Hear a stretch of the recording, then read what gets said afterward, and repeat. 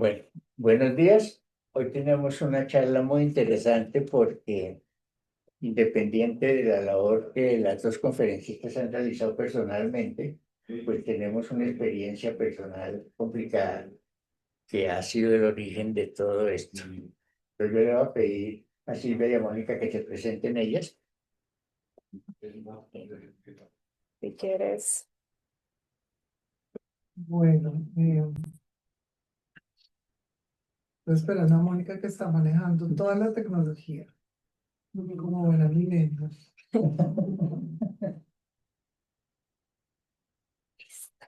Bien. Dame un segundo, verifico que si podamos pasar desde clases diapositivas y ya. Ya. Silvi, ¿quieres hablar para los que están conectados? Nos confirmen si te están oyendo. Por favor, confirmen los que están, si nos están oyendo bien. ¿Están oyendo? Sí, Silvi. Sí, se te oye. Perfecto. Gracias. Sí, sí, estamos escuchando. Listo, gracias. Oyendo muy bien. No me está dejando pasar las diapositivas. Pues sí, bueno, si quieren pues me voy Te vas presentando. Me presentando. da pena con Mónica empezar Yo ya frente, me pero- presento, tú tranquila. Bueno, yo soy Silvia Martínez Carbonell. He trabajado con el colectivo Vivir Sanamente desde la época de la pandemia, que Guillermo muy amablemente me invitó a hablar sobre pues la vejez en ese momento. Hicimos un par de charlas, una sobre el envejecimiento y luego una sobre la sexualidad en las personas mayores. Y pues mi tema siempre ha sido el edadismo y cómo envejecemos y cómo envejecer mejor, porque pues sabemos que tenemos muchos años por delante. En esta ocasión no voy a hablar de eso. En esta ocasión, pues invité a Mónica, que es una persona, es tanatóloga y pues formamos parte de otro grupo que se llama Vida Silver. También está aquí Luz Karina acompañándonos, en el que hablamos de todos los procesos que tienen que ver con la vejez y el final de la vida. Entonces, pues ahí sí yo hablo del edadismo, pero en esta ocasión vamos a hablar de lo que fue mi experiencia durante la etapa final de mi padre, que falleció hace 6 meses, y encontré en este momento, en esta oportunidad que nos dio Guillermo, pues concertamos hablar sobre la muerte, digamos, hablando de la muerte como algo muy natural, que es como debe ser. Quise compartir mi experiencia del final de la vida de mi padre, junto con Mónica, que tiene un approach, una forma pues de ver esta etapa final, que no es la muerte, sino la etapa final, que se conjugaba perfectamente con mi experiencia. Entonces, le agradezco muchísimo a Mónica que compartamos, digamos, porque me siento muy segura al lado de ella y además quiero hacer esto como una contribución a las personas, a todas las personas, no solo a las personas que tienen a alguien cercano a la muerte, sino pues a nosotros mismos, como personas mortales que somos. Entonces, Gracias, Silvi. Yo me presento rápidamente. Mi nombre es Mónica Giraldo. Yo soy psicóloga, tanatóloga.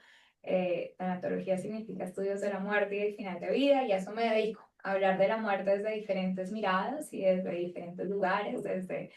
Dirigí por 3 años la Fundación Pro Derecho a Morir Dignamente, y hoy en día me dedico a promover conversaciones que nos cuesta tener en voz alta, pero yo cada vez estoy más convencida que las necesitamos y que al menos todos las tenemos en voz baja. Así que creo que este ejercicio y esta mini conferencia, conversatorio, lo planeamos así, con el objetivo de poder tener una conversación en voz alta con ustedes de lo que fueron las experiencias. Y entonces con eso, ven que la tecnología me está fallando. Y yo, Guillermo, que te voy a pedir que me ayudes pasando las diapositivas, porque Claro. eso no me va a dejar. Ya. Vamos, yo te voy diciendo, vamos teniendo, les proponemos 3 premisas. La primera es que sepan que este ejercicio y esta presentación es una construcción en retrospectiva de lo que fue la experiencia de Silvi. Si bien nosotras lo hablamos mucho durante el camino, el unir lo que ustedes están viendo hoy, que es un poco mi teoría, y la experiencia, fue después. Y al final para nosotros esto sencillamente es la muestra, la prueba de que al final morir bien es muy instintivo y es muy natural. Cuando la experiencia y la teoría se unen, pues no se necesita ser experto para saber morir. Todos lo sabemos hacer e instintivamente sabemos organizar lo que debemos organizar. Esta es una mirada de hoy, 6 meses después de que fallece el papá de Silvi. De repente, si hubiéramos tenido esta misma conversación hace 3 meses, las respuestas hubieran sido otras. Seguramente si le hacemos estas preguntas a Silvi dentro de 1 año, 2 años, las respuestas sean otras. Estas son las respuestas de hoy. Segundo, recordarles que esta es una experiencia personal. Cuando hablamos de la muerte, más que nunca no hay verdades absolutas. Todos construimos nuestras verdades con los recursos que tenemos, con los aprendizajes que tenemos.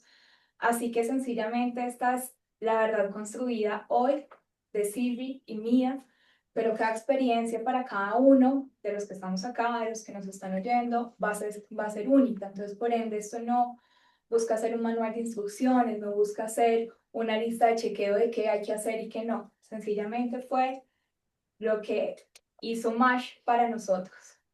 Y finalmente, decir que acá lo que queremos es que la experiencia sea la protagonista. No somos nosotros, no es el papá Silvi, no es la familia Silvi, es la experiencia de lo que se vivió y cómo se vivió. ¿Quieres pasamos? Entonces, ¿cómo estamos estructuradas o cómo está estructurada como esta conversación? Por un lado, les vamos a explicar un poco una teoría en la que yo he ido trabajando con los años y reconocer que la etapa final de la vida, mirada desde una mirada amplia y global, debería estar conformada al menos por 8 dimensiones, y a partir de estas 8 dimensiones construimos diferentes preguntas, donde fuimos tratando de contestarlas a partir de la experiencia y de pequeñas reflexiones o llamados que las preguntas hacían para el hoy, en manos de Silvia. Entonces, nos vamos a estructurar así. Yo les voy a explicar cada dimensión, cada pregunta, y Silvia nos compartirá a partir de ahí su experiencia.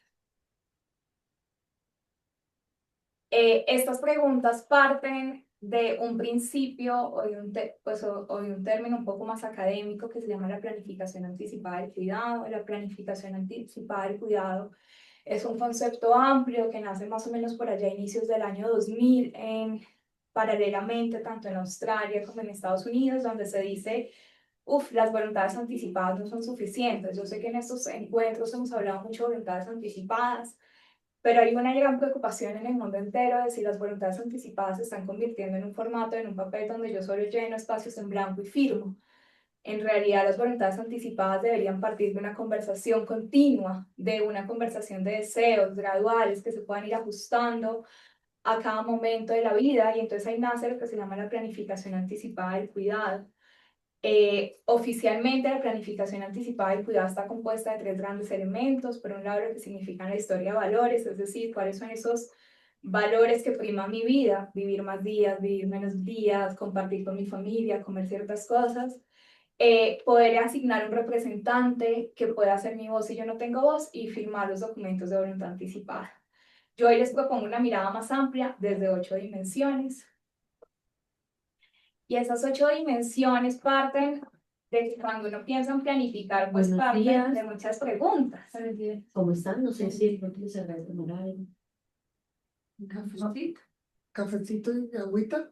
Gracias. Café y agua. Bueno. Ustedes también los que están Yo escuchando, no puedo aprovechen. la mano, es que quieren Sí. café. Y le mandan la mano del café. ¿Quién quiere café? Yo quiero café y agua. Y los que están virtuales se pueden preparar su café.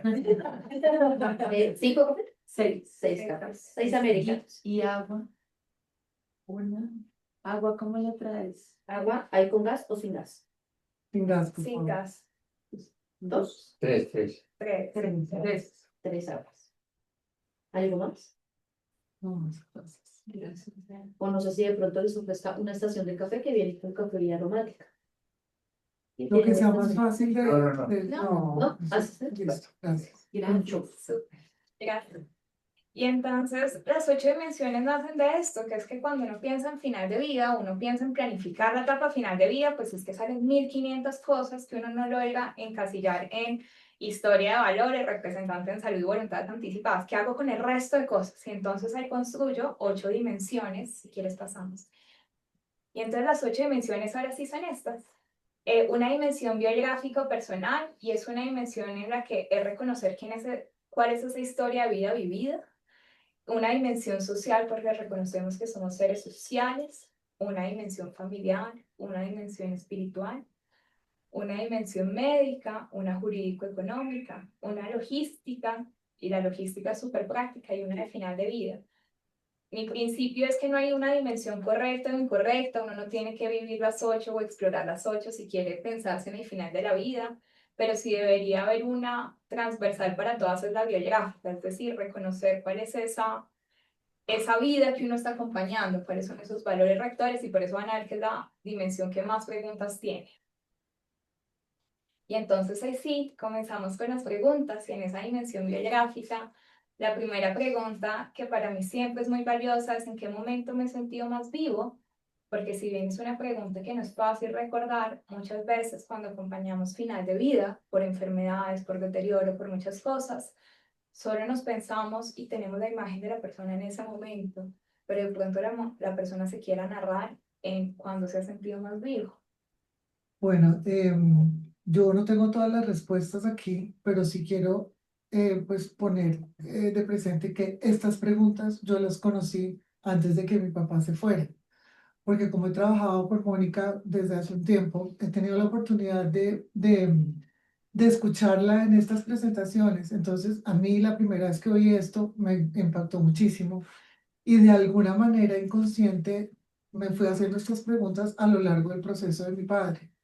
Cuando se presentó esta oportunidad, dije, esta es la oportunidad perfecta que estamos en este ciclo de morir sanamente, para llevar esa experiencia de mi padre, que en ese momento yo no lo estaba entendiendo como este ciclo que nos plantea Mónica, sino como algo muy orgánico que se desarrolló en ese momento.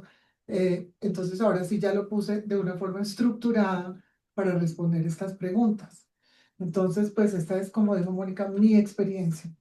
¿En qué momento me he sentido más vivo? Mi papá hablaba poco sobre eso, sobre los momentos en que él se haya sentido más vivo, pero había algo en su mirada cuando recordaba ciertos momentos, y hoy yo sé que esos eran los momentos en los que él se ha sentido más vivo.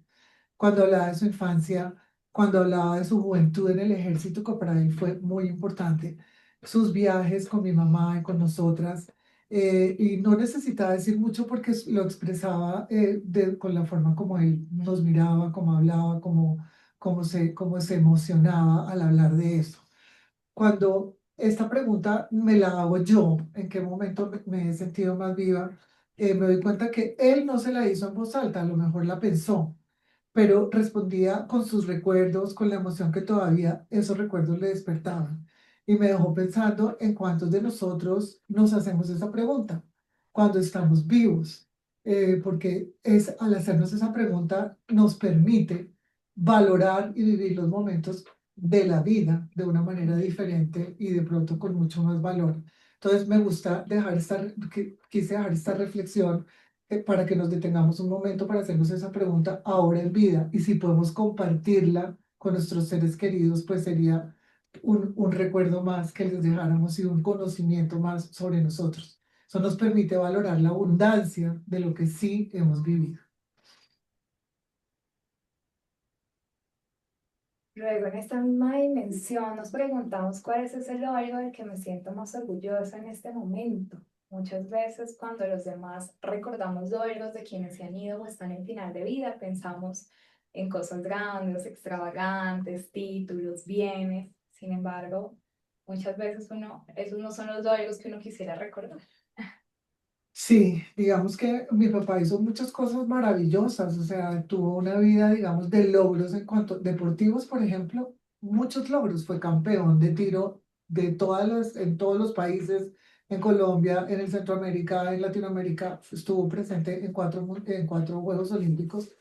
Pero si nosotros nos ponemos a pensar cuál es su logro más importante, lo que lo hacía sentir como que era su verdadero logro, esa sí la expresó de viva voz muchísimas veces, y fue así que en estas 3 palabras he formado una familia muy unida, lo repetía una y otra vez en las reuniones familiares. Lo decía con una sonrisa que le salía de dentro, nos miraba como familia, nosotros somos una familia grande, pues, y además como una granadilla, todos pegados, siempre éramos 20, después 25, bueno, en fin, así, muchos muy unidos. Sentía mucho orgullo de cómo nos cuidábamos, de cómo nos relacionábamos unos con otros, y para él, sin duda, ese fue su mayor logro. Y reconocerlo ante nosotros fue una forma de cerrar su historia con mucho sentido. Y me dejó la enseñanza de que el legado no es eso que decía Mónica, no son títulos, no son esos logros que están a la vista, que seguramente las personas cuando uno fallece dicen en la misa o en el momento que sea, fue una persona esto, fue una persona lo otro, no sé qué. Preguntarse o preguntarle a la persona cuál fue su logro nos permite también llegar a conocerlo más.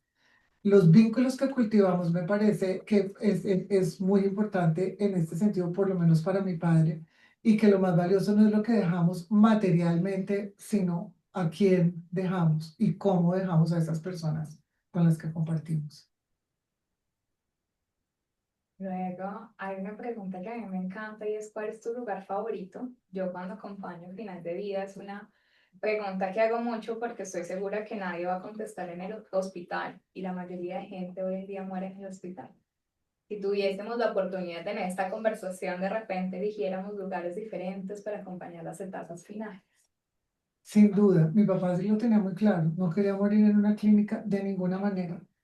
Lo tenía claro porque mi papá tiene una condición de salud que, aunque no se le notaba, ya venía de tiempo atrás. Hace unos 10, 15 años mi papá tuvo una operación de corazón abierto y otras operaciones de stents y cosas así. Tenía una diabetes tipo 2 bastante fuerte, tenía problemas renales, entonces como que la muerte y el final de su vida estaba muy presente desde hacía mucho tiempo. Y desde ese, aunque no se notaba, pero desde ese entonces estaba claro que él quería morir en su casa, rodeado de su familia, y nos lo dijo millones de veces: a mí no me van a llevar a una clínica, no me van a llevar no me van a hacer, pues decidió cómo quería morir, no me van a poner tubos, no me van a dar remedios, no me van a extender la vida a la fuerza. Entonces, obviamente uno a veces como hijo quiere, no, pero ¿cómo así? ¿Cómo lo vamos a dejar morir si hay posibilidades de que se le extienda la vida? Pero fue tan radical en su decisión que, al hablar con sus propios médicos, años atrás, les dijo, sus médicos, que se volvieron sus aliados en ese sentido: a mí no me vayan a extender. Entonces como que escogió: si me voy a morir de algo, prefiero morirme de infarto, entonces no me dé los remedios para que se me mejore el corazón, quiero morir de infarto. Entonces eso fue para nosotros tan radical que también nos permitió tomar decisiones claras, sin tener que estar pensando qué es lo que vamos a hacer. Y así fue, murió en su casa, murió rodeado de su familia, tal cual como él lo quiso. Y pues nos dio muchísima tranquilidad porque no tuvimos ninguna discusión con mis hermanas, con que si lo llevamos, no lo llevamos, etcétera. Entonces, cuando pienso en su lugar favorito, me pregunto: ¿cuál es mi lugar favorito? ¿Cuál es mi refugio? Y si lo estoy habitando como yo quisiera. Y los invito a que tengan esta conversación con sus familiares y de pronto definan cuál es ese lugar que los conecta con la persona que ustedes son. Vamos a la siguiente. Guillermo.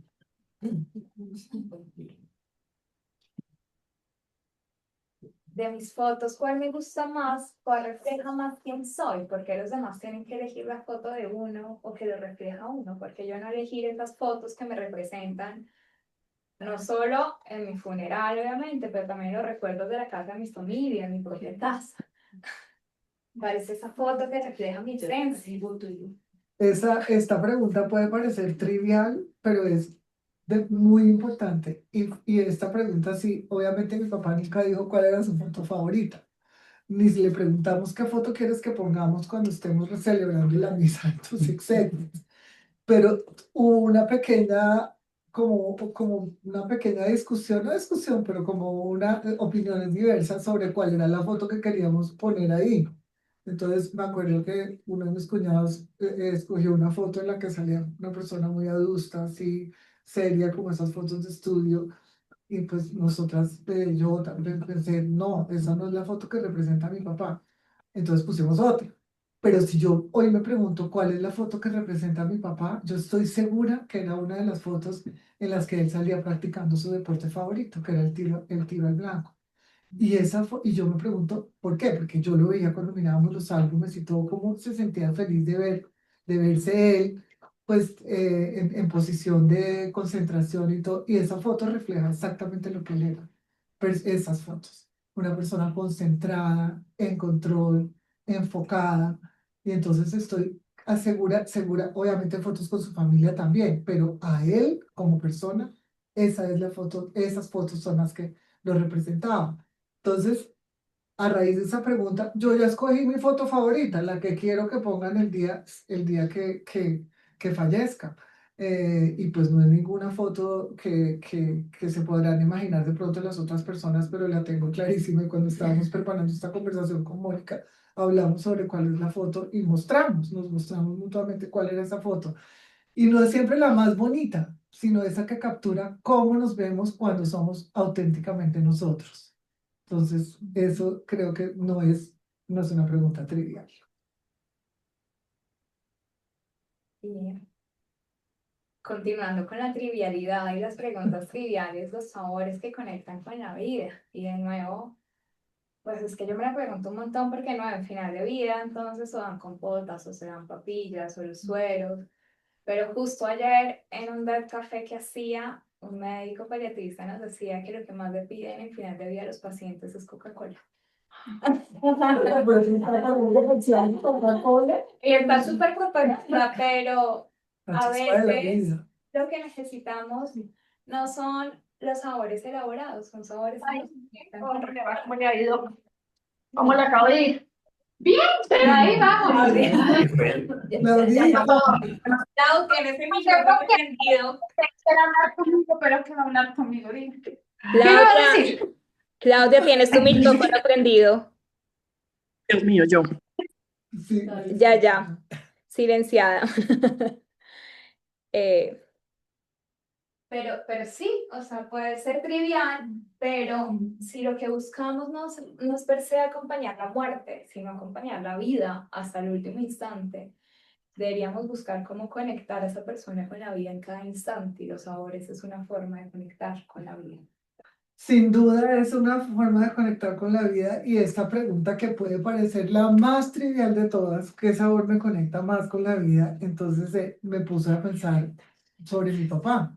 No había, digamos, un sabor específico que lo conectara con la vida, o sea, si uno se pone a pensar a lo largo de su vida, porque además sus gustos gastronómicos cambiaron a lo largo de la vida como nos pasa a todos. Al principio, cuando estaba en el ejército, pues una comida muy sencilla, pues poco elaborada, en fin. Y luego, en la medida que fue conociendo, pues el mundo, viajando, en fin, sus sabores y sus gustos por la comida se fueron sofisticando y cambiando, en fin. Pero al final de la vida y al final de la etapa final, estoy hablando de varios años, al final de la vida ya a veces por su uremia, la uremia que tenía, pues le causó muchos estragos en lo que es el sentido del gusto, porque pues eso es una de las consecuencias de tener pues falla renal. Entonces le fastidiaba comer una cosa, le fastidiaba comer otra cosa que antes le gustaba. Pero si yo me pongo a pensar qué era lo que más feliz lo hacía, era comer helado de chocolate. Helado de chocolate, no importa en qué parte, si estábamos en la casa de la playa, en la finca, en la casa, o sea, podía faltar el arroz, podía faltar lo que fuera, pero su helado de chocolate no podía faltar. Y tal vez el helado de chocolate era lo que le llenaba a él sus papilas y lo disfrutaba de una forma que uno decía, está comiéndose el cielo. Entonces nos aseguramos de que comer helado de chocolate a pesar de su diabetes, a pesar de todas las enfermedades y todo lo que le prohibían los médicos, etcétera, su helado de chocolate consumido con todo con almíbar y nos damos cuenta que eso era lo que más feliz lo hacía. Entonces pensemos que el sabor nos conecta a nosotros más con la vida y hagámoslo saber a las personas con las que vamos a pasar esa etapa para que no se esfuercen por conseguir y darnos de pronto cosas muy elaboradas o es que esto es delicioso, pues delicioso para mí, pero ¿y será delicioso para la persona que está al final de la vida? La mía sería arepa con huevo. Ahí comparto. Porque desde chiquito empecé a comer arepa con huevo en Barranquilla y antier me hizo una. ¿Ves? Entonces, sí, pero eso hay que contárselo a la gente, hay que contárselo para no estar, cafecito, gracias. Para no estar las personas, nosotras, las hijas, en fin, como, "Ay, ¿será que esto le gusta o será que un día le gustaba una cosa y otro día no le gustaba? Un día le parecía hartísimo comer pollo y al otro día le parecía rico, pero una cosa que siempre le gustó fue el helado de chocolate y vamos a la fija con eso. Entonces, digamos que no es trivial, es importante. Gracias. ¿Cómo estás? Permiso.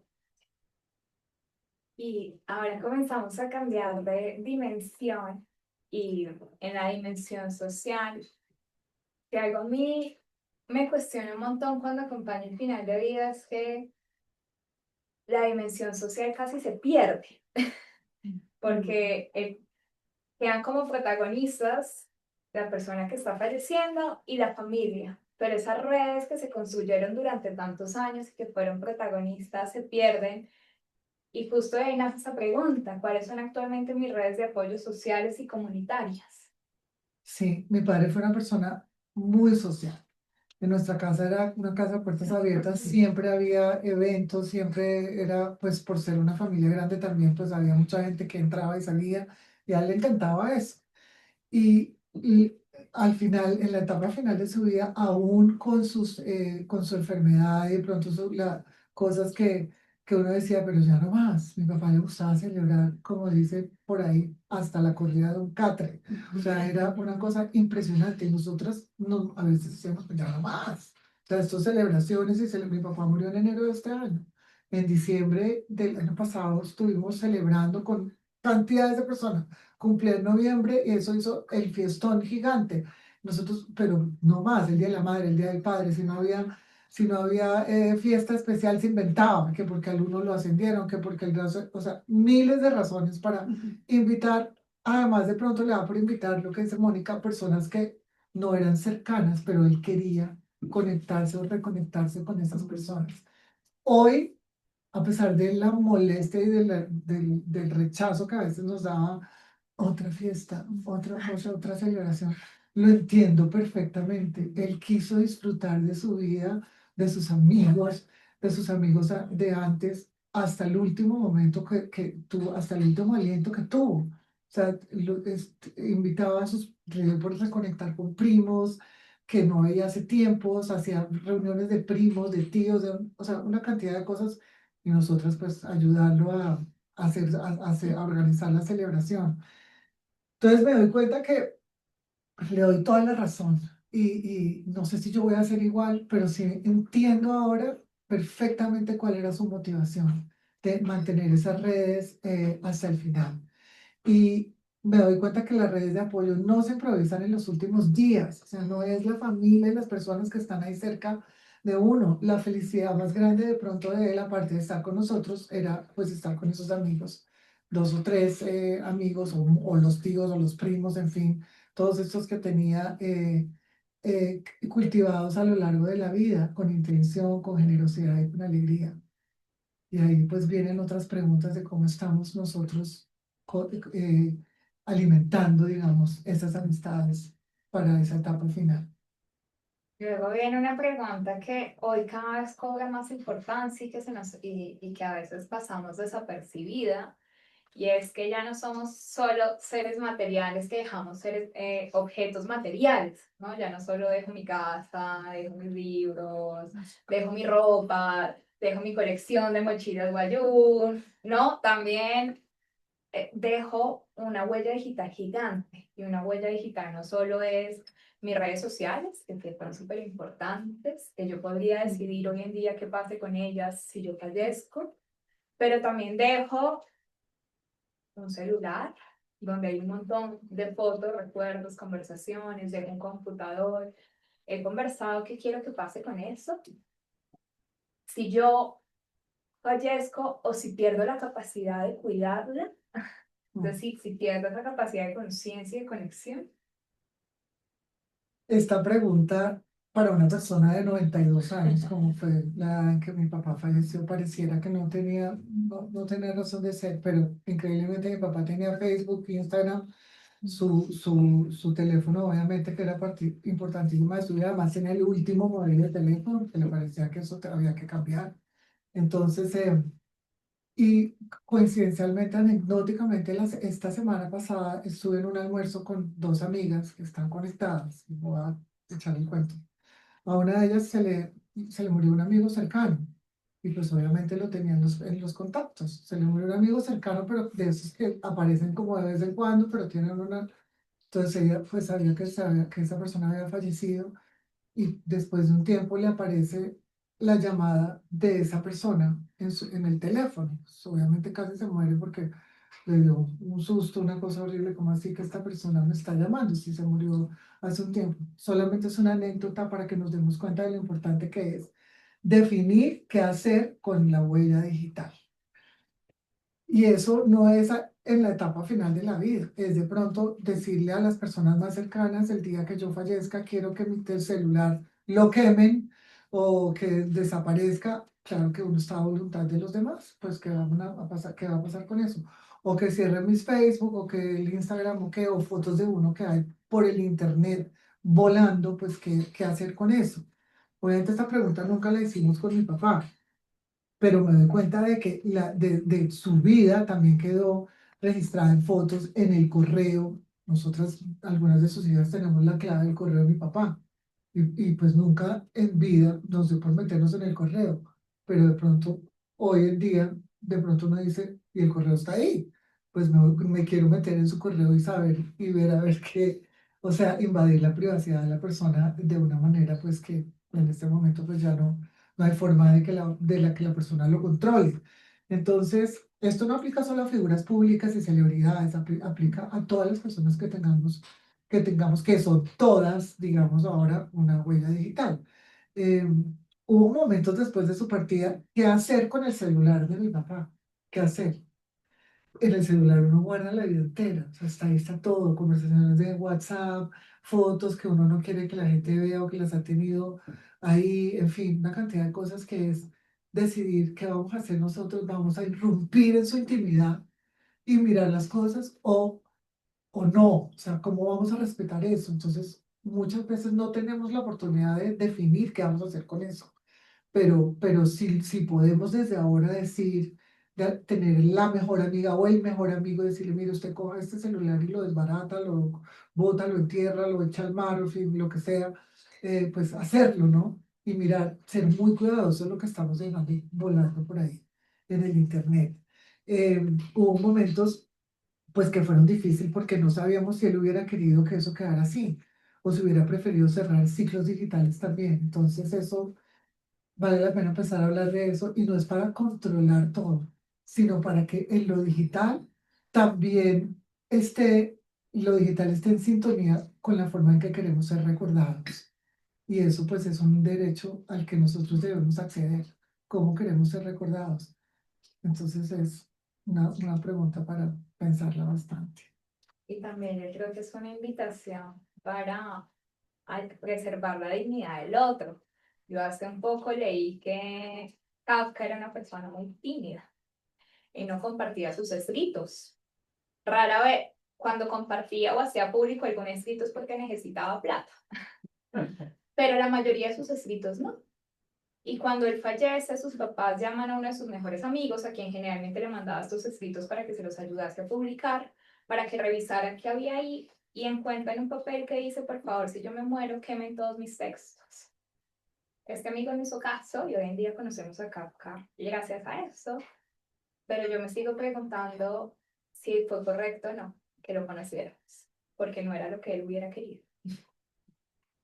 Es una situación en que fue una discusión que tuvimos Mónica y yo cuando estábamos preparando esto.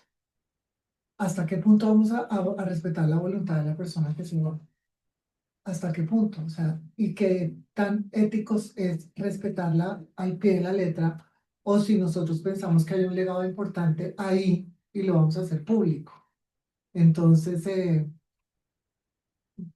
Mónica me decía, es que uno no tiene derecho sobre la persona después de que fallece, no tiene derecho sobre, o sea, digamos, es hasta que fallece. Pero ya después, perdón, al revés, uno ya después de que fallece, que cada uno puede hacer lo que quiere con las cosas. Sabemos de libros póstumos, García Márquez es un ejemplo reciente de un libro que encontraron, en mi opinión personal, no lo han debido publicar, pero bueno, esa es mi opinión personal, pues que lo publicaron sus hijos por X y razones. Entonces, viene también ese tema de hasta qué punto voy a respetar eso. Entonces, como no tenemos control cuando ya no estemos acá, pues tratemos de tener el control más cerrado mientras estamos pues presentes. ¿Qué es lo más valioso e importante de la relación con mis amigos? Bueno, esa es una pregunta que con el tiempo, o sea, cuando uno está muy joven, como que es el íntimo amigo o la íntima amiga y tiene una relación como de compinchería con los amigos. En la medida en que uno va creciendo, por lo menos es lo que me ha pasado a mí, lo que he visto con mis amigos y con las personas cercanas, que las relaciones con los amigos se van volviendo más exclusivas, se van volviendo o sea, como que uno tiene amigos para ciertas cosas y otros amigos los va como compartimentalizando de alguna manera, como esto, este amigo me llena esta parte de mi vida, este amigo me llena esta otra, en fin, eso es por lo menos lo que me ha pasado a mí y también uno va sacando amigos y haciendo nuevas amistades. Recién lo hablábamos en una conversación sobre las conexiones en la vida adulta, en la vida pues cuando uno ya está grande. Mi papá no tuvo un mejor amigo que yo recuerde. Su mejor amigo, yo no lo recuerdo que sea uno en especial. Pero sí tuvo amigos para unas cosas y amigos para otras cosas. Los que eran de rumba, los que, pues, rumberos, mi papá y mi mamá, eso sí, pues hasta el último día. Entonces los amigos de venir a la casa, de tocar guitarra, de en fin, de esas cosas. Otros amigos con los que se reunía cada 15 días, un par para hablar de otras cosas, que ni idea de qué hablaban, pero pues sabíamos que era eso. Entonces, ¿qué es lo más valioso e importante de la relación con los amigos? Yo lo que sí puedo decir de mi papá es que lo caracterizó hasta el final mantener relaciones y rescatar relaciones que tuvo durante su juventud, rescatarlo. Aquí voy a dar un ejemplo. Tere y yo nos conocemos hace muchísimos años, pero digamos que hemos rescatado esa amistad ahora en los últimos años. Entonces, ¿por qué? Porque hay cosas que nos unen ahora. Entonces, esa es una relación, esas son las relaciones que debemos pensar. Y pensar también si estamos cultivando esas relaciones con la atención que esas relaciones merecen.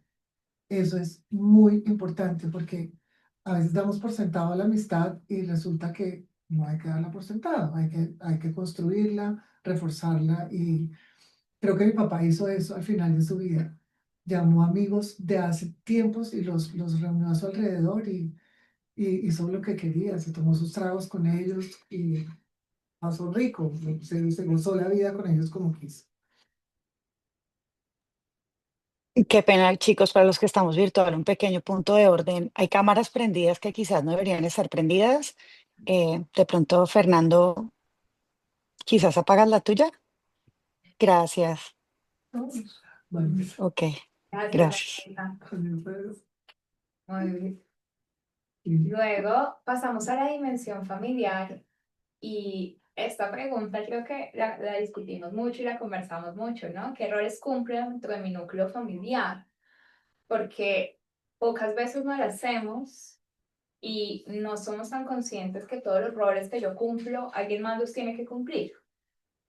Y hay dos opciones, o los asume quien por herencia o fuerza esté ahí para asumirlos, llámese hijo mayor, hija mayor, pareja, quedan en el aire o son autoasignados y qué lindo poder tener la conversación antes y decir, ok, tú, no sé, cumples el rol de reunirnos a todos o que yo voy a seguir asumiendo ese rol de convocarnos como familia. Sí. Esta respuesta la quiero leer porque pues la escribí con mucha conciencia. Mi papá fue un patriarca en el sentido extremo de la palabra. Primero que todo somos cuatro hijas mujeres, entonces, y es militar. Entonces, digamos que ejerció su patriarcado, su presencia fue fuerte y su influencia clarísima en nosotras y en la generación siguiente, en nuestros hijos y en las parejas de nuestros hijos y en fin, un patriarca en todo el sentido de la palabra. Y aún en su etapa final seguía ejerciendo ese rol. Mi papá imponía su voluntad sobre todos los aspectos de su vida cotidiana y su figura sostenía una parte importante del tejido familiar. Ahora, esa pregunta es para hacérnosla nosotros en la etapa final de nuestra vida o desde ahora, y también pensar cuál es el rol que cumplió esa persona que se fue en la familia, en nuestra familia. Su rol fue fundamental, fue el patriarca y su presencia e influencia sobre la familia fue muy fuerte y él lo tenía clarísimo. Fue el patriarca y quiso hacerlo hasta el último segundo. Mandaba sobre todos nosotros, para nosotras cuatro, fue una figura muy fuerte, muy influyente y luego sobre la siguiente generación, nietos, también influyó bastante. Aunque esa pregunta nunca se hizo explícitamente, él sabía que su rol era de preponderancia y no compartía el trono con nadie hasta el último día de su vida. Lo demostraba en su manera de hablar, su vocabulario, su postura, su presencia. En su etapa final, aun cuando el cuerpo ya no le respondía como él quería, impuso su voluntad sobre todos los aspectos de su vida cotidiana. Y su rol de patriarca fue incuestionable, dejó un vacío enorme en nuestra familia. No solo por lo que lo amábamos, sino porque su figura sostuvo una parte muy importante de nuestra familia. Y hoy, 6 meses después, se siente muchísimo su ausencia. Y no estoy hablando del duelo de la persona que se nos fue, sino de su rol como patriarca. Y esta pregunta me hace pensar en cómo cada uno de nosotros ocupa un lugar dentro de la familia, consciente o no, como decía Mónica, y cómo sin nombrarlo, ese rol moldea al resto de la familia y a los demás. Entonces, debemos detenernos con claridad sobre ese lugar porque nos ayuda a transformarnos al definir si ese rol que está de alguna manera impuesto ya no nos representa, o si lo queremos seguir teniendo cuando se vaya la persona, o si lo queremos ceder a otra persona, o qué, o sea, como dejar que orgánicamente pase lo que tenga que pasar en cuanto a los roles, y no asumir que porque uno es la hija mayor o el otro es el demostrar o el no sé qué, es el que va a asumir el rol. A lo mejor uno se puede preguntar, ¿yo quiero seguir asumiendo ese rol? Sí, o mejor dejo que otra persona lo ocupe. Entonces, es una pregunta bastante importante porque puede transformar la vida de uno y la de los demás. Luego, hay una pregunta que puede parecer un poco más práctica y es: mi familia está en capacidad de asumir mi cuidado futuro. Y es que cuando romantizamos el final de la vida y el acompañamiento del final de la vida, hay un montón de deseos. Quisiera morir en mi casa, quisiera morir en la playa, quisiera que esté al lado mi hija María, pero de repente mi casa está adecuada para que me acompañen, tiene las condiciones para, mi familia está en la capacidad emocional, económica, física, de brindar el cuidado que yo necesito, o yo desde hoy lo voy planeando y voy haciendo ajustes. Sí.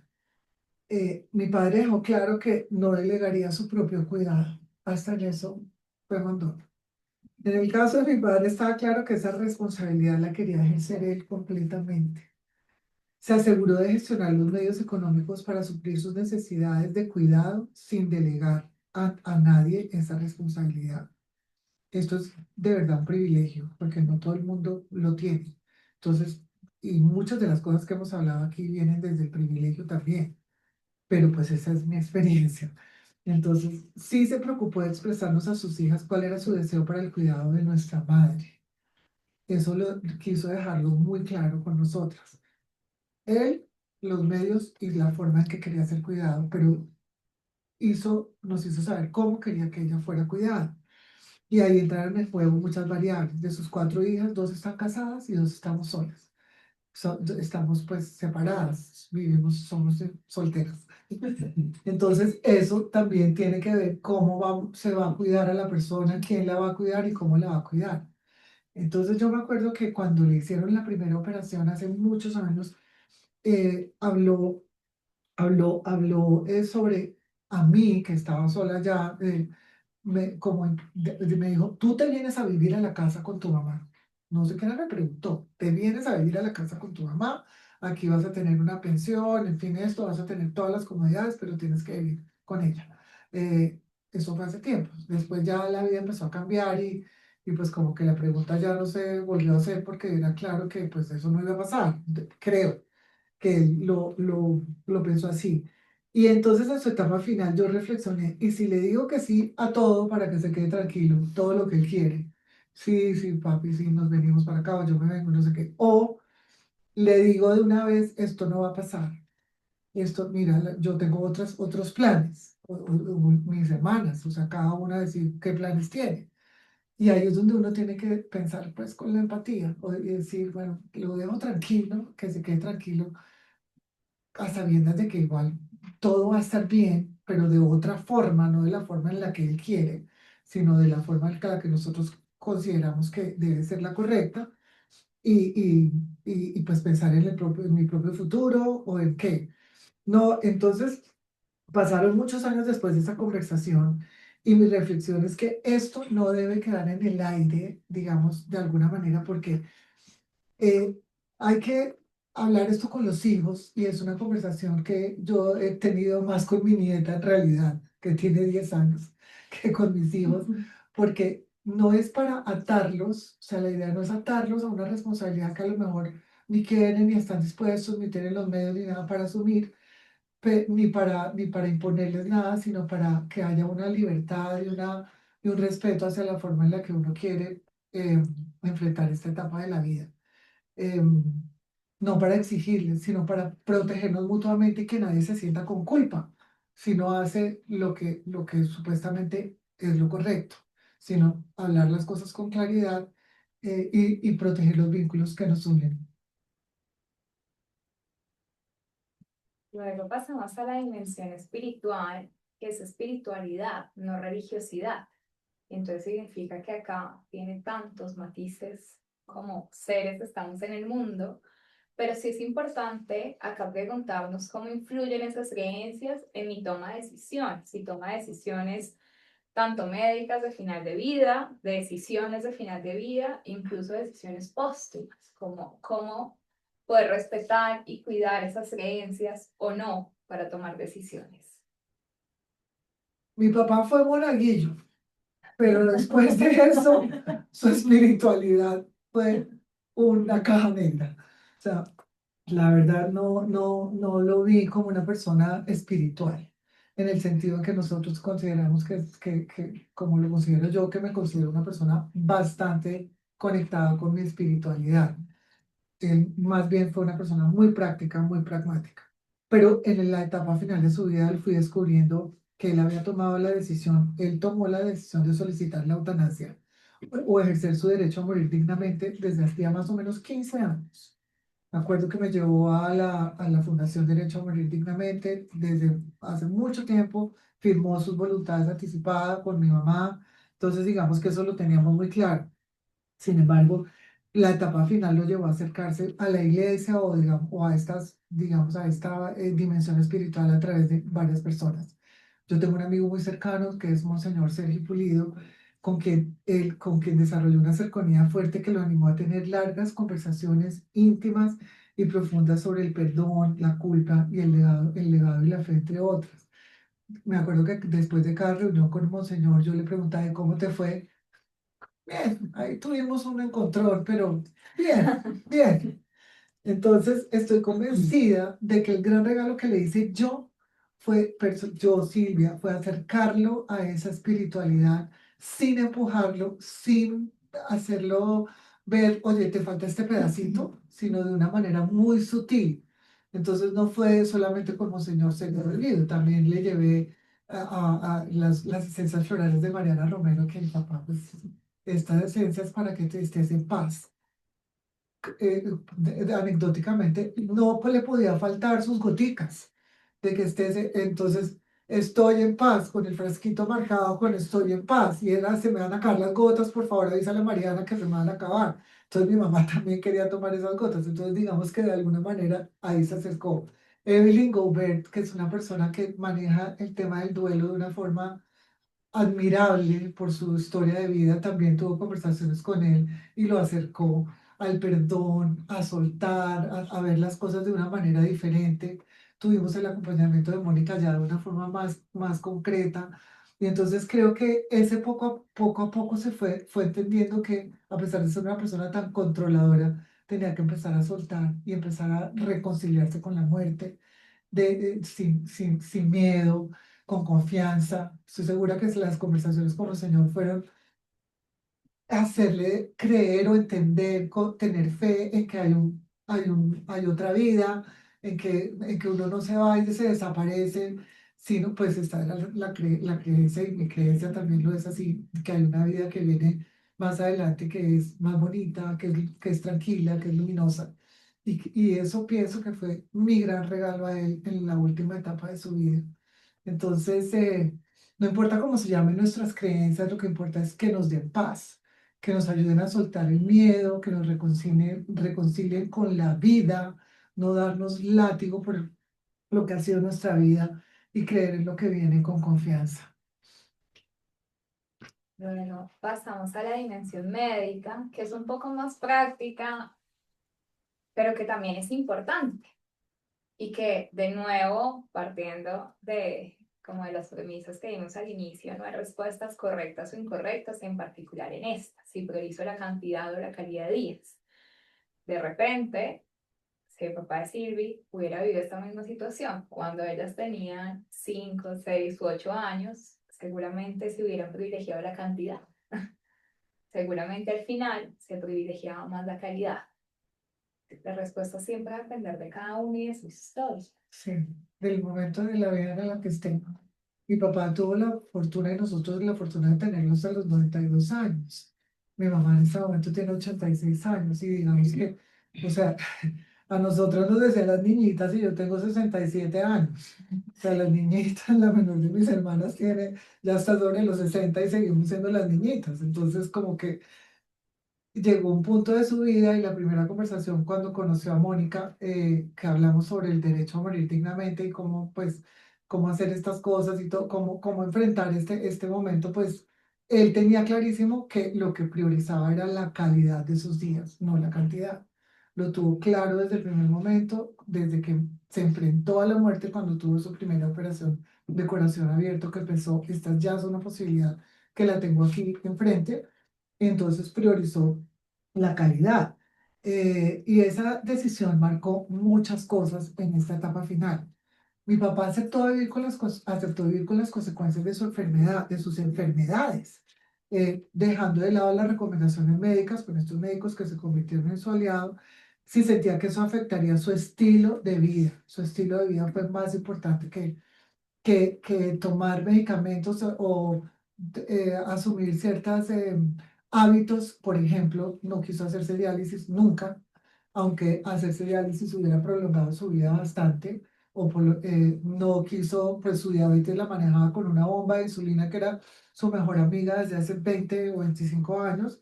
No cambió su dieta, no, o sea, él quería estar libre y no ataba a nada para poder irse a la casa de la playa, no quería someternos a nosotros a que tener que llevarlo a la clínica, a hacerse diálisis, cuando en esa época la diálisis había que llevar a las personas, ahorita hay una posibilidad de hacerla en casa.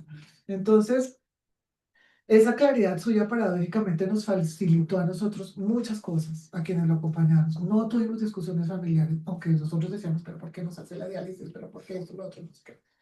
Ni entre nosotras, era su voluntad, ni con los médicos. Él había decidido cómo quería vivir y cómo quería partir. También es un privilegio.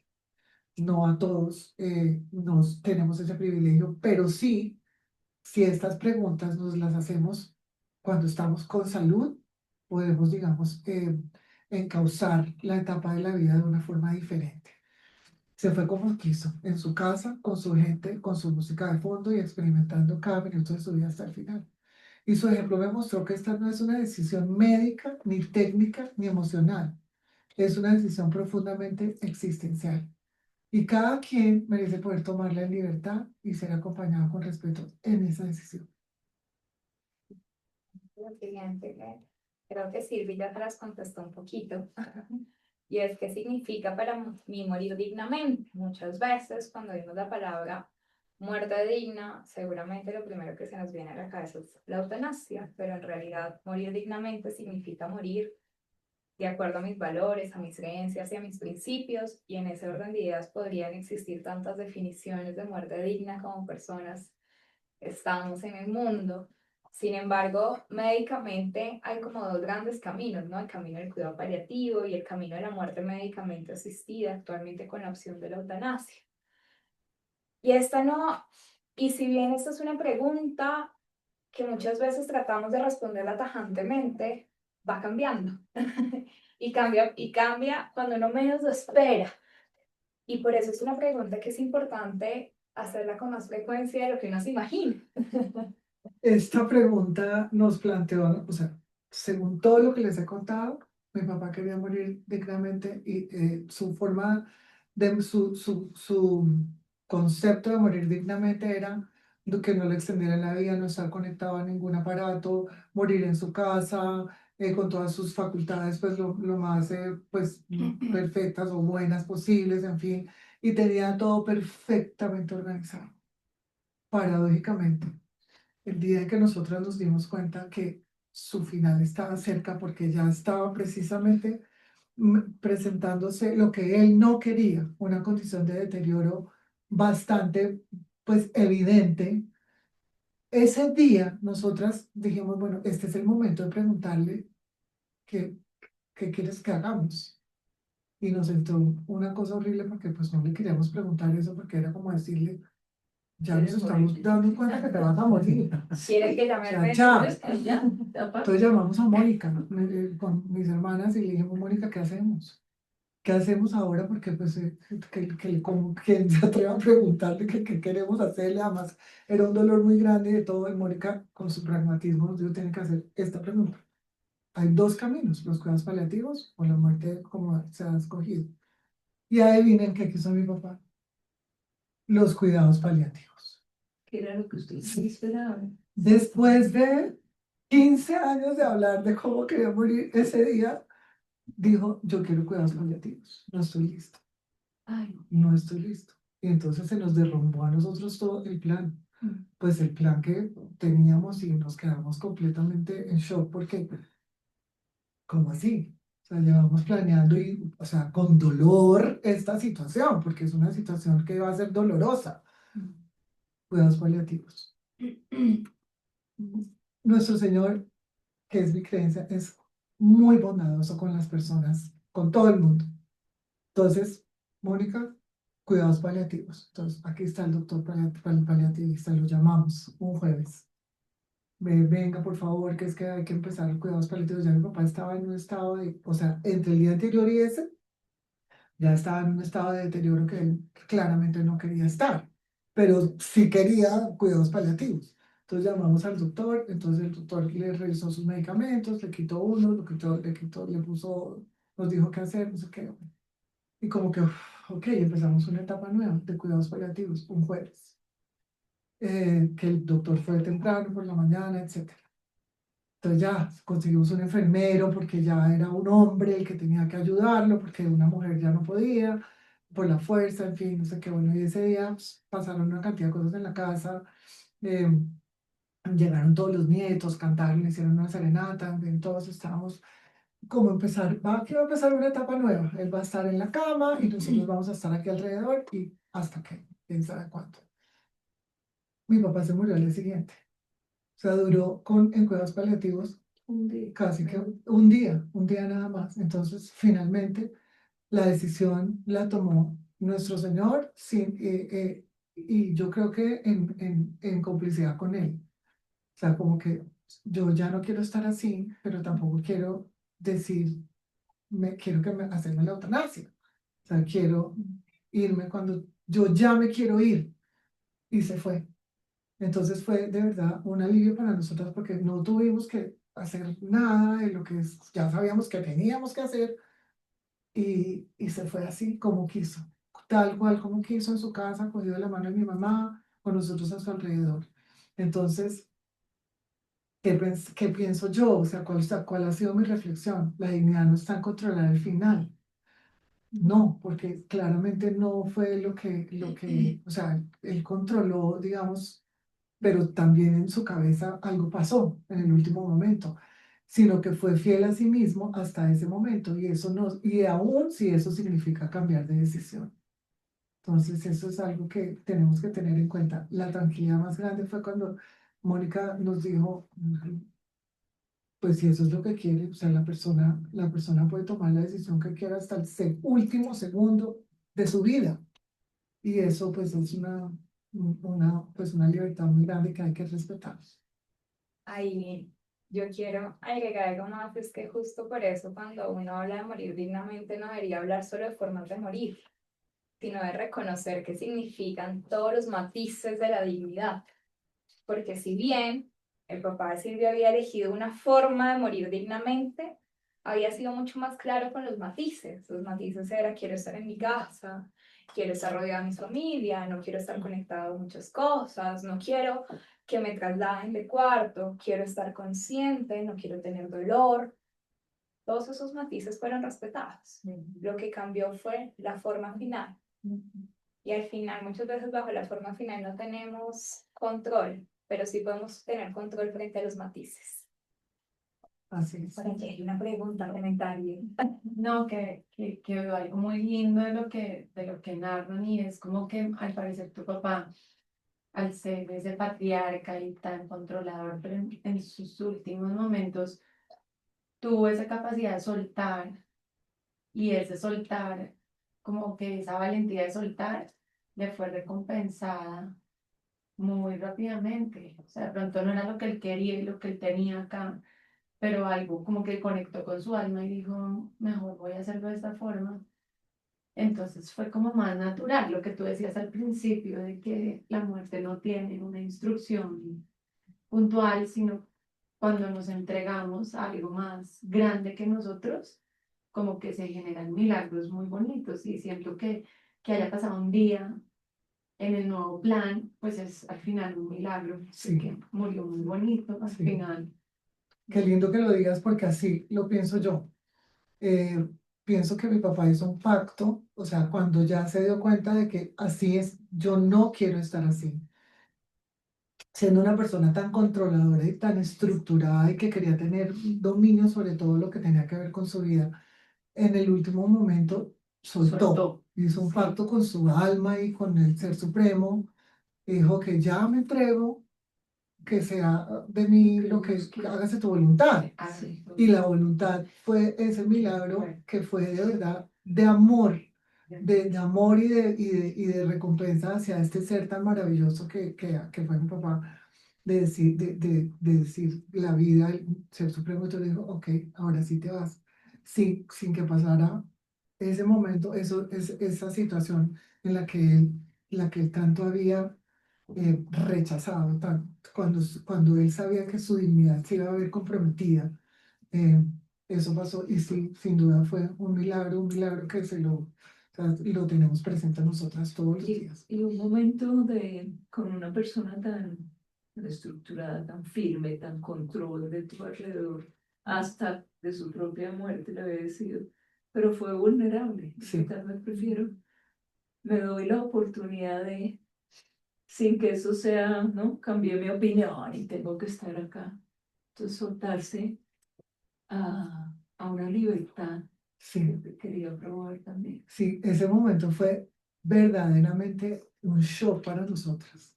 Para ustedes, Pero fue un que lo shock. veían con otra No, decisión. pero es que además cuando dijo quiero cuidados paliativos, lo dijo con ese don de mando que me cargó de nosotros hasta el último día. La vulnerabilidad, Pero pero no, yo no estoy listo para irme acá, quiero cuidados paliativos. Y yo sé que dentro de él lo que menos quería era verse como se estaba viendo ese día, porque es que no les estoy hablando de que fueron muchos días. Fue como ese día en el que iba a empezar esa etapa de fragilidad total, ese día. Dijo, quiero cuidados paliativos. Yo me acuerdo de la visión, verlo en ese estado y yo pedirle a nuestro Señor, por favor, llévatelo ya. Él no merece estar así, una persona como él. Yo no quiero tener este recuerdo. Quiero cuidados paliativos y punto. Y entonces, cuidados paliativos fue un día, mediodía, fue increíble. Sí, De verdad que sí. en los conversatorios anteriores han mencionado un tema y es que al morir en paz la persona ya no está pensando ni en su futuro ni en su pasado, sino está en el presente y en la tranquilidad de la presencia. ¿Eso fue ese día?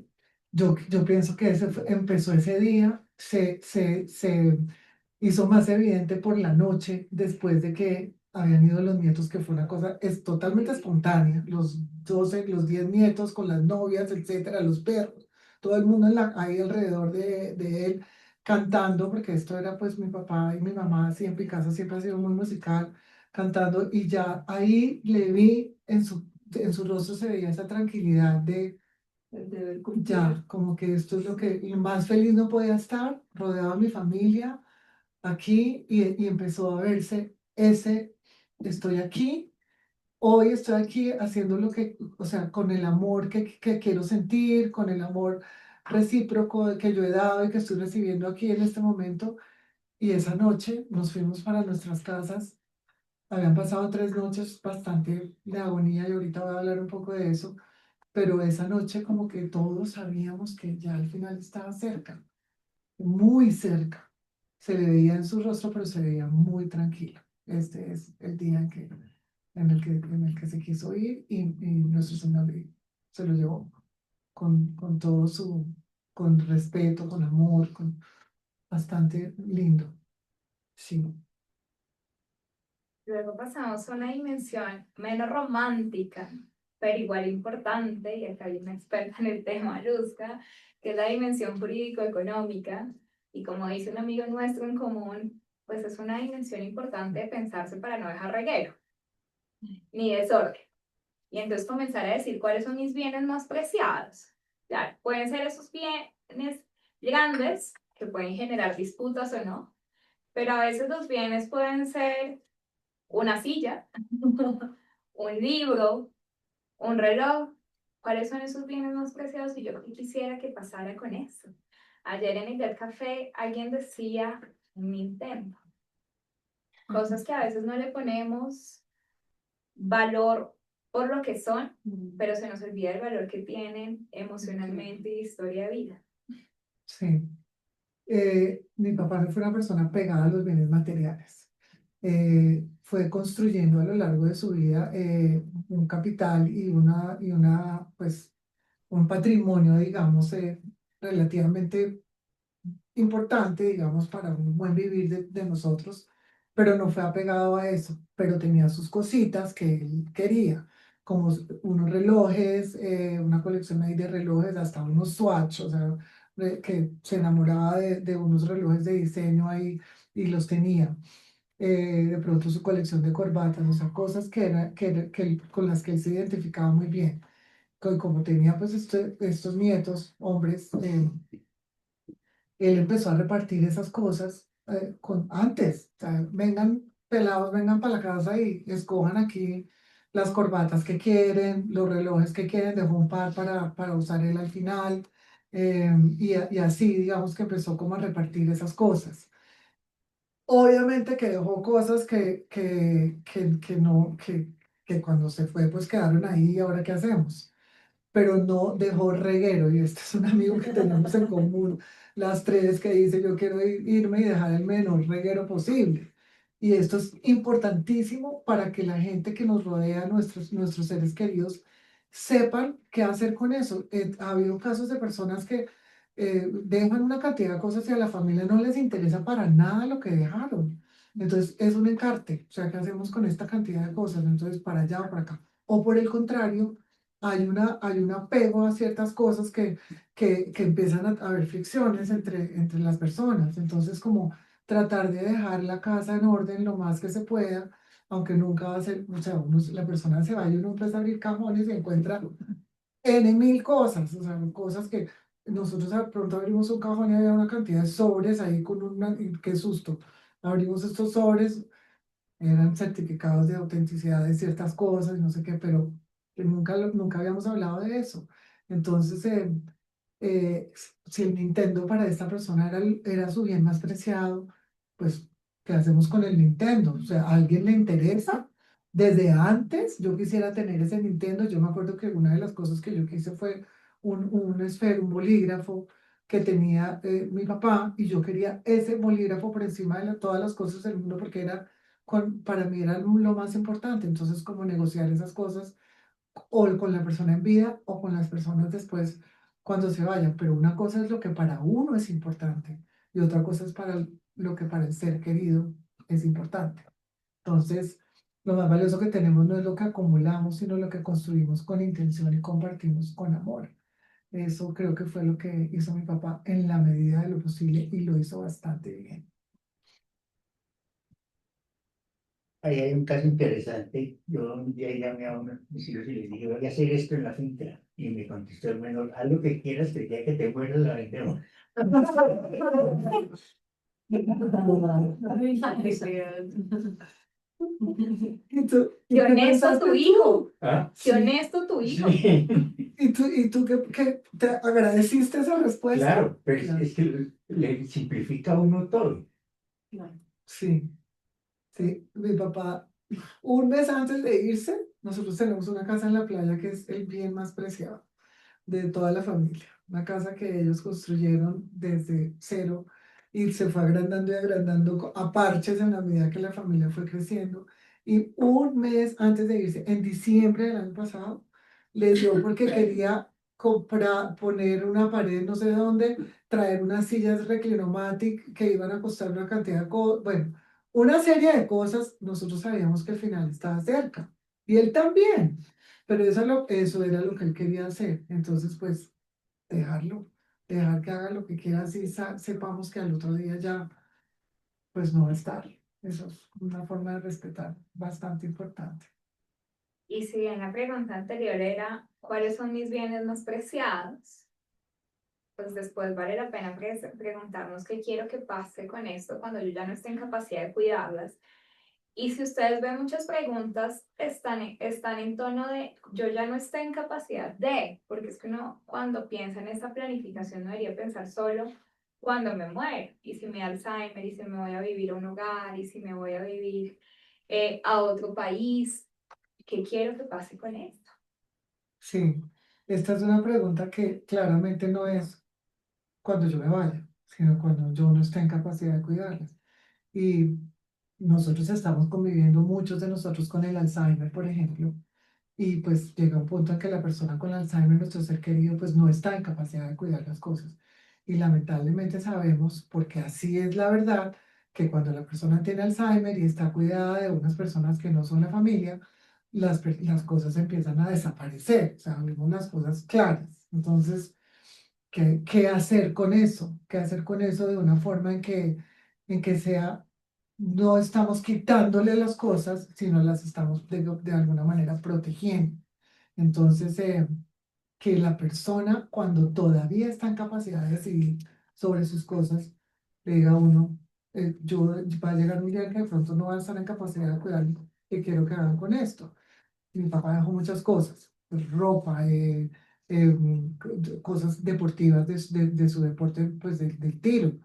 ¿Qué hacer con eso? Pues nosotros hicimos lo que consideramos que era lo que él quería, donar unas cosas a las personas que nosotros pensamos que él quería y repartir las otras cosas de la manera en que nosotros pensamos que era la mejor manera de cuidar, porque lo más importante para él, que eran sus relojes, sus corbatas y todo que tenían cierto valor emocional, pues lo hizo él.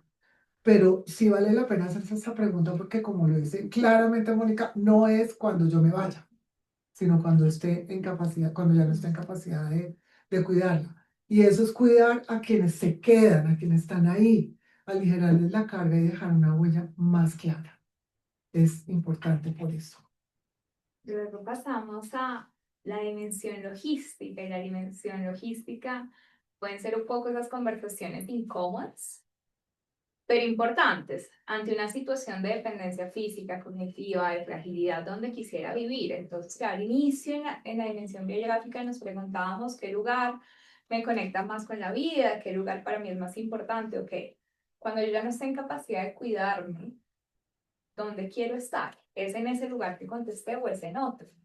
Y lo vamos uniendo con otras preguntas que hemos hecho. ¿Mi familia está en capacidad de asumir el cuidado en este lugar?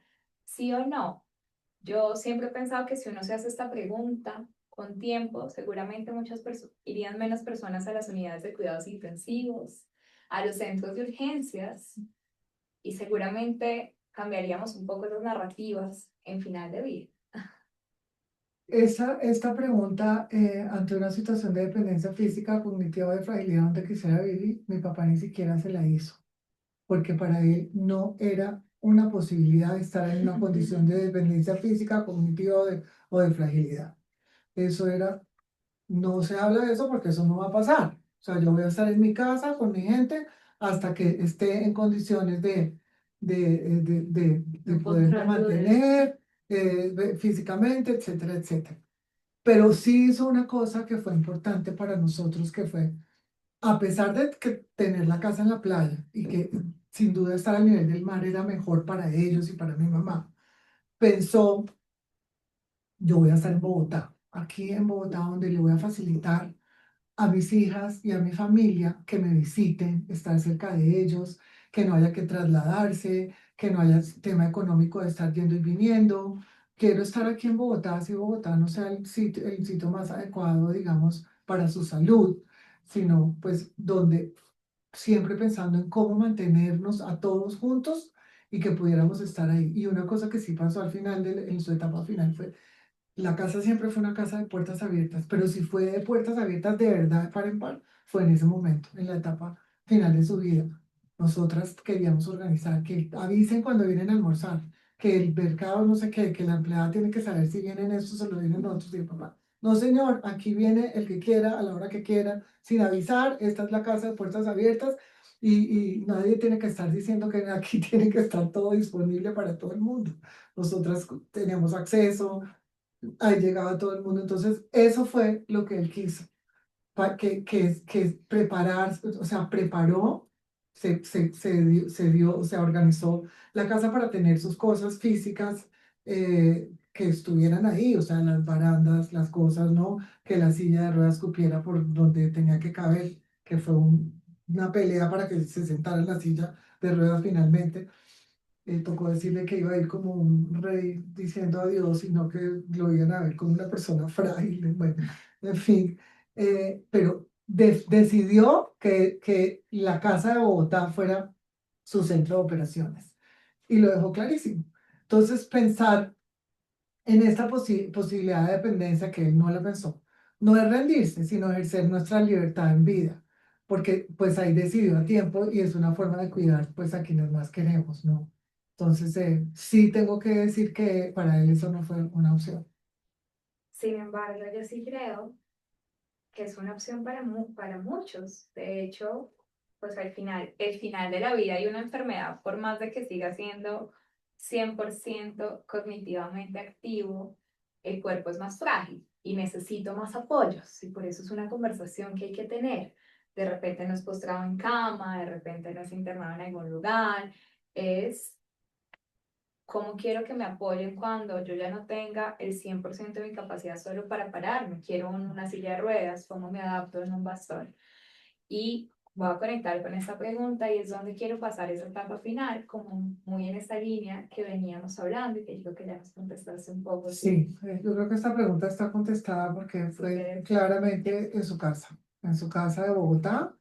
eh, sin mayores, sin ninguna discusión. La casa de Bogotá era donde él quería pasar el final de su vida. Y finalmente entramos a la última dimensión de esta espiral de planificación, que es como tal ya el final de la vida. Y entonces, claro, nos hemos preguntado dónde lo quiero vivir, cómo lo quiero vivir, pero cuando se llega a esa agonía, ¿cómo quiero estar? Y entendamos como agonía justo esos minutos, horas o días cercanos a la muerte. Es cuando la muerte es que está muy próxima, está en cuestión de días, no es de semanas, no es de meses. La agonía es ese momento más cercano. ¿Cómo lo quisiera vivir? ¿Quién quisiera que me acompañara? ¿Dónde quisiera estar? Cuando, cuando llegó esta pregunta, yo entré en pánico porque la palabra agonía, culturalmente para nosotros es muy fuerte. O sea, siempre tenemos la visión de nuestro Señor Jesucristo en agonía, la agonía de nuestro Señor Jesucristo. Entonces, pues por lo menos las personas que somos católicas, cristianas, pues Eso es, la agonía para mí está relacionada con un periodo de sufrimiento. O sea, yo no me imagino una agonía que no sea con sufrimiento, pero discutiéndolo con Mónica, pues entendí que son esos momentos en los que ya la muerte está muy cercana y llevando esa pregunta a la experiencia con mi papá, ya puedo claramente entender cuáles fueron esos momentos. Y la agonía de mi papá, según mi perspectiva, fueron las 3 últimas noches, no los días. La noche fue en los momentos, fueron los momentos de agonía más, pues que eran evidentes. Y pensándolo a través del tiempo y haciendo este ejercicio, pienso que me doy cuenta que era el momento en que él tenía que soltar, ya se tenía que dormir. Y ese momento le daba muchísimo miedo. Entonces trataba de no dormirse. O sea, y entraba como en esa agonía de no me quiero dormir porque creo que me voy a morir, creo que no me voy a despertar. Entonces, finalmente, pues el sueño lo vencía, pero se despertaba. Me acuerdo que las 3 últimas noches tuvimos que correr a la casa, pues mis hermanas y yo, a estar con él y acompañarlo en eso. Y entonces, ¿cómo hacer para acompañarlo en agonía? Él no nos dijo, pero yo encontré que la forma mejor de acompañarlo era tomarlo de la mano y yo, que soy pues la que más oro, digamos, entonces ponerme a rezar con él y yo le preguntaba, ¿quieres que recemos? Y él me decía que sí, no sabía ninguna oración, pero pues yo rezaba con él, rezaba y rezaba con él y yo creo que unas palabras que yo le daba como la oración del abandono, estas oraciones que es en tus manos me entrego, en fin, le daban cierta tranquilidad y esa fue su agonía y hoy lo siento como que es ese momento en que uno le entra ese pánico porque sabe que ya está por ahí la muerte, puede que le entre pánico o puede que le entre una paz que pues no sabe, no sabemos qué nos va a pasar, pero cómo nos preparamos para eso. ¿Qué tipo de presencia nos sostendría en esos momentos? Nos contendría, sería la presencia que nos contenga. ¿Qué palabras nos darían paz? ¿Quién quisiéramos que esté allí? Hablábamos hace un minuto antes de entrar aquí con Tere sobre una persona que quería estar, que se sentía que era muy cercana a otra persona que murió recientemente y resulta que esa persona que murió recientemente no quería que esa persona estuviera cerca. Entonces, como que esas son cosas que tenemos que aclarar, decir antes. Yo no quiero, que no quiero estar con estos y no quiero que estén estos, porque no sabemos qué hay detrás de cada uno, pero es importante que lo hablemos. Y creo que es nuestra última pregunta, y que generó un montón de diferencias en nosotras, fue qué rituales fúnebres o de memoria quisiera que se celebraran en mi nombre y les digo que generan diferencias porque claro, ahí es donde yo le decía a Silvi, pues mi final de la vida sí me pertenece, pero mi muerte le pertenece a mis vivos, así que al final que ellos hagan lo que quieran, pero también es un ejercicio de ser coherentes y encontrar esos puntos intermedios con el otro, que le sirven al otro. Y entonces, no sé, mi mamá hace muchos años me dijo, ay, yo esas vainas de velación, de funeraria, me parecen agotadores, y le dije, pues es que ese espacio es para yo estar acompañada. Así que yo sí quiero tomar tinto gratis en tu nombre y que los demás estén ahí para acompañarme y sostenerme. Pero fue una conversación que hemos tenido hoy en vida, acuerdos a los que llegamos. Así que yo sé que el día que mi mamá se muera, si yo hago un funeral, ella va a estar en paz, no voy a estar yendo en contra de sus deseos porque llegamos a un punto medio. Creo que sí son conversaciones importantes. Sí, sin duda sí. Mi papá escribió en un correo electrónico que nos mandó a algunas de nosotras, o lo tenía ahí escrito, hace más de 10 años lo que quería que hiciéramos el día que él no estuviera. Este grado de control. Clarísimo. Entonces él dijo, no, pues mandó. Además decía, el que manda, manda, aunque mande mal. Eso lo teníamos Así que clarísimo. mal. Sí, eso era como su mantra. Dejó por escrito todo cómo quería qué quería que hiciéramos cuando no estuviera. Fue como nosotros sabíamos que el que mandaba era él, o sea, ahí no había cuestionamientos, o sea, como el caso de Mónica que dijo, no, yo sí quiero, cuando se muera mi mamá, yo quiero que haya velación y tinto y que todos vengan a visitarnos y que todo eso, no. Mi papá dijo clarísimo que era un funeral pues con honores militares, porque pues eso era que eso lo descubrimos despuésito cuando ya estábamos en el rollo de la funeraria y de todo eso descubrimos que efectivamente eso era lo que quería, una ceremonia preciosa además. Luego quiso ser cremado y dijo, escrito, mis cenizas en el mar frente a la casa de la playa y luego, en típico lenguaje de él, un brindis por mis éxitos en el más allá. Ya nos dejó escrito exactamente lo que quería. Entonces, eso yo no sé si mis hermanas o quienes de la familia querían que fuera velación y que estuvieran todos los amigos ahí, que no sé qué. No. Eso fue indiscutible y así se hizo al pie de la letra. Nos dio mucho alivio porque no tuvimos ninguna discusión. Así lo hicimos. Mi mamá tampoco lo cuestionó y lo hicimos y salió divino. Creo que sentimos que estábamos haciendo lo que él quería con un respeto y con un cariño y con un amor, cumpliéndole su voluntad hasta el último día. Fue una sensación de alivio y creo que pues muy valioso y me llamó la atención, o sea, bueno, no me llamó la atención, o sea, que lo tuviera planificado desde antes, era como muy típico de él, no dejó ningún reguero en ese sentido, entonces eh, lo habló, lo dejó por escrito, dejó instrucciones y no fue un acto de control, aunque en realidad sí, sino de amor. Pues en el caso de mi papá, por ejemplo, Mónica tiene claro que su mamá quería otra cosa y ella decidió otra cosa. Y cuando ella me dijo a mí, cuando hablamos de esta pregunta y me dijo, las personas tenemos control sobre la etapa final, pero no después de la muerte.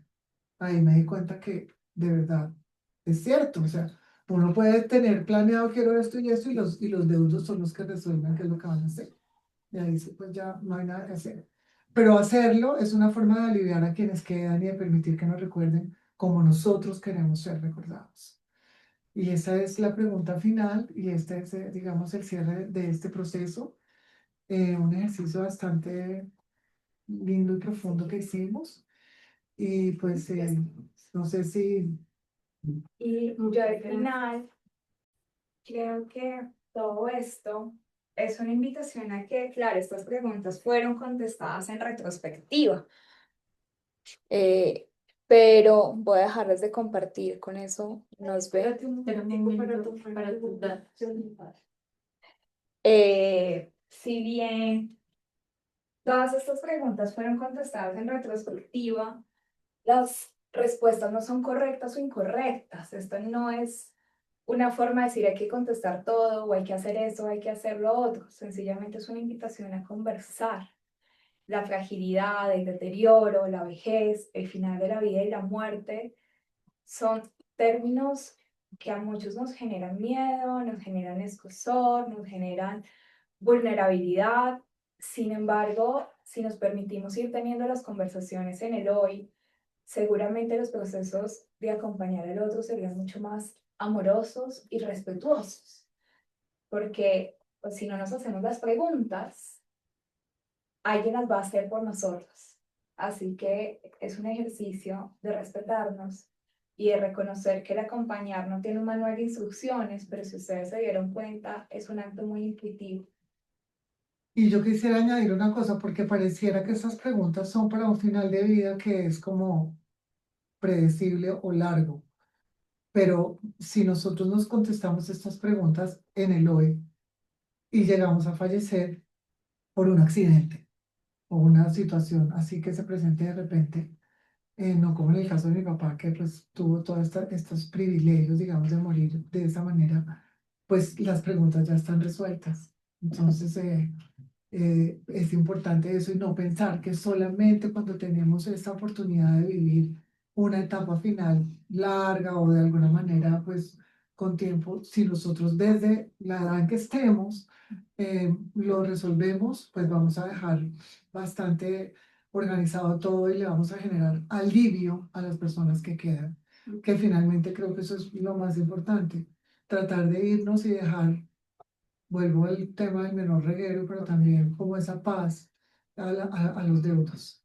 Entonces, yo le agradezco mucho a Mónica. Fue un ejercicio de varias semanas que hicimos tratando de responderlas, pero también para mí fue muy importante porque en retrospectiva me di cuenta de muchas cosas y también me di cuenta de que tengo que hablar, ya he hablado algunas cosas con mis hijos, pero hay otras cosas que tengo que hablar también con mis amigos y con las personas cercanas. Y cosas como, por ejemplo, le estoy dando la importancia a mis amigos, la importancia que tienen, esas cosas que uno, pues a veces toma, da por sentado. Entonces, esa es nuestra contribución. Guillermo, muchas gracias por el espacio. Gracias, gracias, gracias por compartir su historia. Sí, un gusto. Sí. Es que me tengo que ir. Gracias. Yo quiero rápidamente solo reconocer el valor de Silvi. Todos tenemos historias. Yo creo que cada uno de los que estamos acá, de alguna manera, con alguna historia personal, podríamos hacer este mismo ejercicio. Pero hacerlo en voz alta, compartirlo con los otros es muy valiente. Así que gracias. No se imaginan los nervios que era para mí esto, porque pues esta es una historia mía con mi papá. Y pues yo tengo hermanas y tengo otras personas en mi familia que también tienen sus recuerdos y tienen su vivencia personal. Entonces, apoderarme, digamos, de mi historia fue, yo creo que es el acto más valiente, porque esta es mi historia con mi padre. Y ahí sí es cierto que cada persona que ha tenido una relación con él va a tener su propia historia, pero esta es la mía. Y esto, sentirlo así, fue de verdad, yo creo que es el acto de más valentía de todos estos. Muchas gracias. Muchas gracias. Ahí está Vanessa. ¿Estás en Chicago? Sí, señora, llegué anoche a las 2 de la mañana. Tengo cara de ponqué, pero pasé el peor día de mi vida de viajes. De verdad que nunca me había ido tan mal. Bueno, qué bien. Bueno, muchas gracias por acompañarnos a las que están, las personas que están. Clau, gracias. Estuvo demasiado interesante. Hay mucho que pensar y mucho que ir a conversar con la familia y los amigos. Así que 1 millón de gracias. Y qué pena las interrupciones, pero pues yo sí creo que es mejor prevenir cierto tipo de situaciones visuales. Entonces, lo lamento, pero creo que hice un favor. Nosotros lo estábamos viendo, así que hiciste un No, Buenísimo. mira, estaban detrás el de show estuvo espectacular hasta cierto punto, pero Van, ya llegó un punto en el que ya era suficiente. Ok, un abrazo. Muchas gracias, muchas felicitaciones, Silvia. Buenísimo, Gracias. excelente. ay, Ambas, muchas gracias. gracias. Chao. A ustedes por Ay, acompañarnos. gracias. Muchas gracias. Bueno, Gracias, gracias. Buen día. Chao. gracias. Chao.